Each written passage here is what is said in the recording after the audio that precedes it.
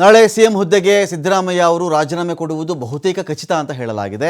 CM ಹುದ್ದೆಗೆ ರಾಜೀನಾಮೆ ಕೊಟ್ಟ ಬಳಿಕ ಅವರು ಮಾಜಿ ಮುಖ್ಯಮಂತ್ರಿ ಆಗಿಬಿಡ್ತಾರೆ. ಇಂಥ ಪರಿಸ್ಥಿತಿಯಲ್ಲಿ ಸಿದ್ದರಾಮಯ್ಯ ಅವರ ಮುಂದಿರತಕ್ಕಂಥ ಆಯ್ಕೆಗಳೇನು ಏನಾಗುತ್ತೆ?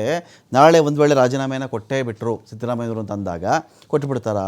ಕೊಡಲಿಕ್ಕಿಂತ ಮುಂಚೆ ಏನೆಲ್ಲ ಆಪ್ಷನ್ಸ್ ಅವರು ಓಪನ್ ಆಗಿ ಇಟ್ಕೊಳ್ಬಹುದು ಅಂತ ಏನಾಗುತ್ತೆ? ಇಲ್ಲಿ ಮುಂದಿನ ರಾಜಕೀಯ ಭವಿಷ್ಯಕ್ಕಾಗಿ ಸಿದ್ದರಾಮಯ್ಯನವರು ಏನು ಮಾಡ್ತಾರೆ? ಆಯ್ತಪ್ಪ, ರಾಜೀನಾಮೆ ಕೊಟ್ಟ ತಕ್ಷಣ ಮಾಜಿ ಮುಖ್ಯಮಂತ್ರಿ ಆಗಿಬಿಡ್ತಾರೆ ಅವರು. ಸರಿ, ಅವ್ರದ್ದು ಪೊಲಿಟಿಕಲ್ ಕೆರಿಯರ್ ಏನು, ಇದೇ ಸಾಕು ಅಂತ ಡಿಸೈಡ್ ಮಾಡಿದ್ದಾರೆ. ಸಿದ್ದರಾಮಯ್ಯನವರು 2006 ನನ್ನ ಲಾಸ್ಟ್ ಚುನಾವಣೆ ಅಂತ ಹೇಳಿಕೊಂಡಿದ್ದರು ಅವರು. ಎಲ್ರಿಗೂ ಗೊತ್ತಿರ್ತಕ್ಕಂಥ ವಿಚಾರಣೆ ಇದು. ಈಗ 3 ವರ್ಷಗಳಿಗಿಂತ ಮುಂಚೆ ಕೂಡ ಕಡೆ ಚುನಾವಣೆ ಅಂತಲೇ ಅವರು ಮಾತನಾಡ್ತಾ ಇದ್ದದ್ದು. 2 ಕಡೆ ಸ್ಪರ್ಧೆ ಮಾಡಿದಾಗಲೂ ಅದನ್ನೇ ಹೇಳಿದರು, 2006 ಅದನ್ನೇ ಹೇಳಿದರು. ಈಗ ಪ್ರಶ್ನೆ ಇರೋದು, ಅವ್ರು ಹಾಗೇನೆ ಸುಮ್ಮನೆ ಕೂತ್ಕೊಂಡ್ಬಿಡ್ತಾರಾ? ಬರೀ ಒಬ್ಬರು ಶಾಸಕರ ಕೂತ್ಕೊಂಡ್ಬಿಡ್ತಾರಾ? ಸಿದ್ದರಾಮಯ್ಯನವ್ರು ಯಾರು ಅಂದರೆ ಬರೀ MLAನಪ್ಪ ಆಗುತ್ತಾ? ಅದು ಅವ್ರ ರಾಜಕೀಯ ಭವಿಷ್ಯಕ್ಕೆ ಅವ್ರು ಏನೇನು ಮಾಡಬಹುದಾಗುತ್ತೆ? ಈಗೇನೇನು ದಾಳ ಇಡಬಹುದಾಗುತ್ತೆ? ಅವರು ಇನ್ನೂ ಮುಖ್ಯಮಂತ್ರಿ ಹುದ್ದೆಗೆ ರಾಜೀನಾಮೆ ಕೊಟ್ಟಿಲ್ಲ. ಈ ಟೈಮಲ್ಲಿ ಸಿದ್ದರಾಮಯ್ಯ ಅವರ ಮುಂದೆ ಇರತಕ್ಕಂಥ ಆಯ್ಕೆಗಳು ಅಥವಾ ಆಪ್ಷನ್ಸ್ ಅಂತ ಬಂದಾಗ ನೋಡಿ, ಕೊಟ್ಟ ಮಾತಿನಂತೆ ನಡೆದುಕೊಳ್ತಾರ ಸಿದ್ದರಾಮಯ್ಯನವರು. ರಾಹುಲ್ ಗಾಂಧಿಯವರ ಮುಂದೆ, ಖರ್ಗೆ ಅವರ ಮುಂದೆ, ಸೋನಿಯಾ ಗಾಂಧಿಯವರ ಮುಂದೆ 3 ವರ್ಷಗಳ ಮುಂಚೆ ಯಾವ ಅಗ್ರಿಮೆಂಟ್ಗಳು ಆಗದೆ, ಯಾವ ಷರತ್ತುಗಳು ಇರದೆ ಇಷ್ಟು ಸುಲಭಕ್ಕೆ ಸಿದ್ದರಾಮಯ್ಯನವರು ಮುಖ್ಯಮಂತ್ರಿ ಹುದ್ದೆ ಬಿಟ್ಟು ಕೊಡುವವರಲ್ಲ. ಅವತ್ತಿಗೆ ರಾಹುಲ್ ಗಾಂಧಿ ಕೇಳಿರಬಹುದು, ಸಿದ್ದರಾಮಯ್ಯನವರೇ ನೀವು ಯಾವ ಟರ್ಮು, DK ಶಿವಕುಮಾರ್ ಯಾವ ಟರ್ಮ್ ಅಂತ ಹೇಳಿ. ಇಲ್ಲ, ಫಸ್ಟ್ ಟರ್ಮ್ ನೀವೇ ಆಗಿಬಿಡಿ ಸಿದ್ದರಾಮಯ್ಯನವರೇ, 2.5 ವರ್ಷ ಆದಮೇಲೆ ಬಿಟ್ಟುಬಿಡಿ, ಆಮೇಲೆ DK ಶಿವಕುಮಾರ್ ಅವರಾಗಲಿ ಹೇಳಿರಬಹುದು. ಇದನ್ನೇ ಡೇ 1 ಒಪ್ಪಂದ ಅಂತೆ, ಆಗಸ್ಟ್ ಕ್ರಾಂತಿ ಆಗುತ್ತಂತೆ, 2.5 ವರ್ಷ ಮುಗೀತಂತೆ ಚರ್ಚೆಗಳಿತ್ತಲ್ಲ. ಇದೇ ಚರ್ಚೆಗಳೇ ಬರ್ತಾ ಇದ್ದಿದ್ದು. ಆ ಮಾತಿನ ಪ್ರಕಾರ ಸಿದ್ದರಾಮಯ್ಯನವರು ಸೈಲೆಂಟಾಗಿ ಒಂದು ಗ್ರೇಸ್ಫುಲ್ ಎಕ್ಸಿಟ್ ಆಗ್ತಾರಾ, ಒಂದು ಗೌರವಯುತ ವಿದಾಯವನ್ನು ಸಿದ್ದರಾಮಯ್ಯನವರು ಬಯಸಿದ್ದಾರಾ? ಅಥವಾ ಇಲ್ಲಿ ರಾಜಕೀಯ ಪಟ್ಟುಗಳನ್ನು ಹಳೆಯ, ಅಂದರೆ ಈ ಕುಸ್ತಿನಲ್ಲಿ ಹಳೆಯ ಪೈಲ್ವಾನ್ಗಳಂತ ಹೇಳ್ತಾರೆ, ಹಳೆಯ ಪೈಲ್ವಾನರ ಪಟ್ಟುಗಳೇ ಸಾಕಷ್ಟು ಸ್ಟ್ರಾಂಗ್ ಪಟ್ಟುಗಳಿರ್ತಿತ್ತು ಅವ್ರದ್ದು ಅಂತ ಹೇಳಿ. ಹಾಗೆಯೇ ರಾಜಕೀಯದಲ್ಲಿ ಪಳಗಿರತಕ್ಕಂತಹ ಕಲಿ ಸಿದ್ದರಾಮಯ್ಯನವರು ಏನು ಮಾಡ್ತಾರೆ ಅವರು ಅಂತ.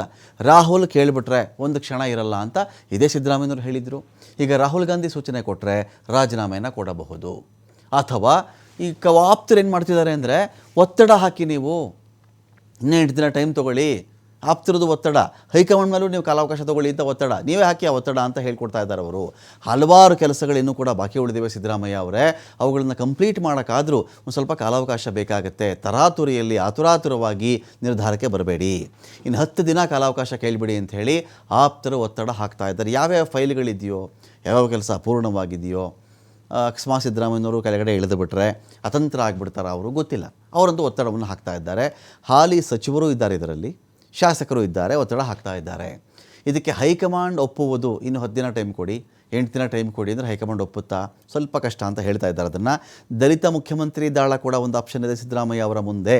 ಅವರ ಮನಸ್ಸು ಮಾಡಿದ್ರೆ ಇದು ಒಂದು ಸೇಫ್ ಎಕ್ಸಿಟ್ಟು, ಸೇಫ್ ಟ್ರಾನ್ಸಿಷನ್ನು, ಒಂದು ಸರಳ ಸುಗಮ ಸ್ಥಿತ್ಯಂತರ, ಅಧಿಕಾರ ಹಸ್ತಾಂತರ, ನಾಯಕತ್ವ ಹಸ್ತಾಂತರ ಅಂತ ಬಂದಾಗ ಬೇರೆ ಮಾತು. ಇಲ್ಲ, ಪಟ್ಟು ಹಾಕಬೇಕು, ನಾನು ಹಠ ಮಾಡಬೇಕು, ನಾನು ನಂಬಿಕೊಂಡಿರೋರಿಗಾದರೂ ಹಠ ಮಾಡಬೇಕು ಅಂತ ಬಂದಾಗ ದಲಿತರೊಬ್ಬರನ್ನ CM ಮಾಡಿ ಅಂತ ಕೂಡ ಒಂದು ದಾಳ ಹಾಕಬಹುದು. ರಾಜ್ಯದಲ್ಲಿ ಹಲವಾರು ವರ್ಷಗಳಿಂದ ದಲಿತ CM ಕೂಗು ಇದೆ. ಆ ಕೂಗು ಸದ್ಯದ ಪರಿಸ್ಥಿತಿಯಲ್ಲಿ ಇನ್ನೂ ಜೋರಾಗಬಹುದು. ಪರಮೇಶ್ವರ್, ಸತೀಶ್ ಜಾರಕಿಹೊಳಿ ಹೆಸರನ್ನು ಇದೇ ಸಿದ್ದರಾಮಯ್ಯವರು ತೇಲಿ ಬಿಡಬಹುದು. ಆ ಆಪ್ಷನ್ ಕೂಡ ಸಿದ್ದರಾಮಯ್ಯ ಅವರ ಮುಂದೆ ಓಪನ್ ಆಗಿರುತ್ತೆ.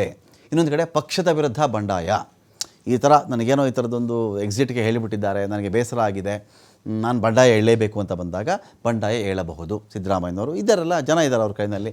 ಹತ್ತಿರ ಒಂದು 80-90 ಶಾಸಕರಂತೂ ಇರಬಹುದೇನೋ. ಇವತ್ತಿಗೆ ಇದೇ DK ಶಿವಕುಮಾರ್ ಅವರು ಶಾಸಕ ಬಲ ಅಂತ ಕೇಳಿದಾಗ 35-40-45 ಮ್ಯಾಕ್ಸಿಮಮ್ ಇರಬಹುದಾ?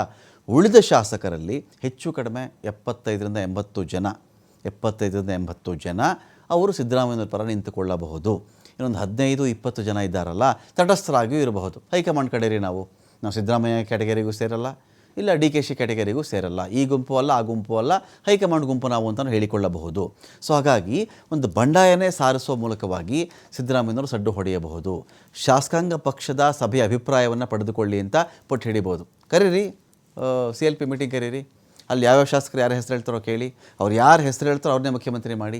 ನನ್ನ ಹೆಸರು ಹೇಳಿದ್ರೆ ನನ್ನನ್ನು ಮಾಡಿ, DKC ಹೆಸರು ಹೇಳಿದ್ರೆ DKC ಮಾಡಿ, ಪರಮೇಶ್ವರ್ ಅಂದರೆ ಪರಮೇಶ್ವರನೇ ಮಾಡಿ, ನಾನು ಇದನ್ನು ಒಪ್ಪಲ್ಲ ನಾನು ಅಂತಲೂ ಹೇಳಬಹುದು. ಅವರು ಯಾರಿಗೆ ಶಾಸಕ ಬೆಂಬಲ ಇದೆಯೋ ಅವರನ್ನೇ ಮುಖ್ಯಮಂತ್ರಿಯನ್ನಾಗಿ ಆಯ್ಕೆ ಮಾಡಿ. ಆದರೆ ಹೈಕಮಾಂಡ್ ವಿರುದ್ಧ ಬಂಡಾಯ ಏಳುವಂಥ ಪರಿಸ್ಥಿತಿ ಸದ್ಯಕ್ಕೆ ಸಿದ್ದರಾಮಯ್ಯನವರು ಆ ಪರಿಸ್ಥಿತಿಯಲ್ಲಿ ಇಲ್ಲ. ಸ್ವಲ್ಪ ಅನುಮಾನ ಅಂತ ಹೇಳಲಾಗ್ತಾ ಇದೆ ಅದು. ಯಾಕಂದರೆ ಅವರು ರಾಜಕಾರಣದ ಇಳಿಸಂಜೆಯಲ್ಲಿದ್ದಾರೆ. ಈ ಬಂಡಾಯ ಇದ್ದು ಅವರಿಗೆ ಹೈಕಮಾಂಡ್ ಹೇಳೋದನ್ನು 8 ವರ್ಷಗಳ ಕಾಲ ನೀವು ಮುಖ್ಯಮಂತ್ರಿ ಹುದ್ದೆ ಎಂಜಾಯ್ ಮಾಡಿದ್ದೀರಿ, 8 ಲಾಂಗ್ ಇಯರ್ಸ್, 2013 to 18, ಈಗ ಬಂದರೆ 3 ವರ್ಷಗಳು, 5 + 3. ದೇವರಾಜ್ ಅರಸುವನ್ನು ಕೂಡ ನೀವು ದಾಖಲೆಯಲ್ಲಿ ಬೀಟ್ ಮಾಡಿಬಿಟ್ಟಿದ್ದೀರಿ, ಓವರ್ಟೇಕ್ ಮಾಡಿಬಿಟ್ಟಿದ್ದೀರಿ. ಕಾಂಗ್ರೆಸ್ನ ಮಟ್ಟಿಗೆ ಅತ್ಯಂತ ಹೆಚ್ಚು ಅವಧಿಗೆ ರಾಜ್ಯದಲ್ಲಿ CM ಆಗಿದ್ದಂಥ ವ್ಯಕ್ತಿ ನೀವು. ಹಾಗೆ ಈ ಥರ ಯಾಕೆ ಮಾಡ್ತೀರಿ ಅಂತ ಕೂಡ ಹೈಕಮಾಂಡ್ ಕೇಳಬಹುದು. ಇನ್ನು ರಾಜ್ಯಸಭೆಗೆ ಬೇಕಾದರೂ ಹೋಗಬಹುದು.